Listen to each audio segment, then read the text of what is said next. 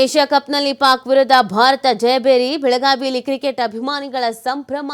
ಭಾರತ ಪಂದ್ಯ ಗೆಲ್ತಾ ಇದ್ದಂತೆ ಪಟಾಕಿ ಸಿಡಿಸಿ ಸಂಭ್ರಮಿಸಿದ್ದಾರೆ. ಭಾರತ ಪರ ಘೋಷಣೆಗಳನ್ನ ಕೂಗಿದ್ದಾರೆ. ಅಭಿಮಾನಿಗಳು ಸಂಭ್ರಮಾಚರಣೆಯನ್ನ ಮಾಡಿದ್ದಾರೆ.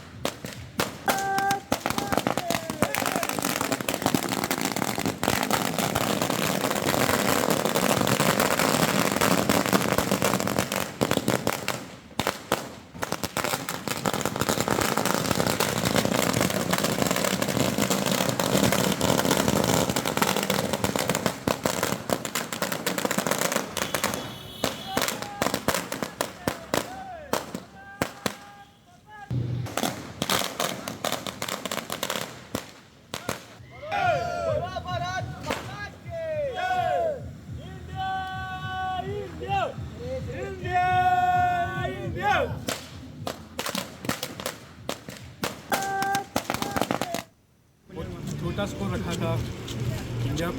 इंडिया को अच्छा स्कोर देना चाहिए ताकि मज़ा आए देखने के लिए और खेलने के लिए।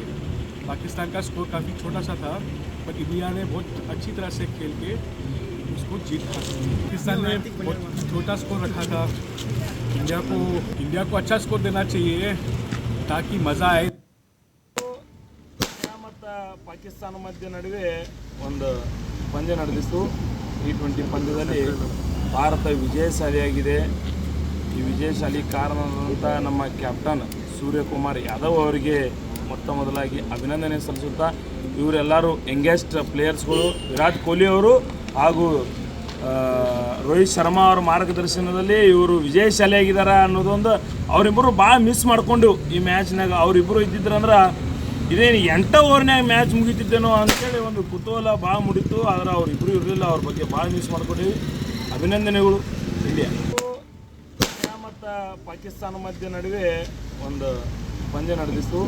T20 ಪಂದ್ಯದಲ್ಲಿ ಭಾರತ ವಿಜಯಶಾಲಿಯಾಗಿದೆ.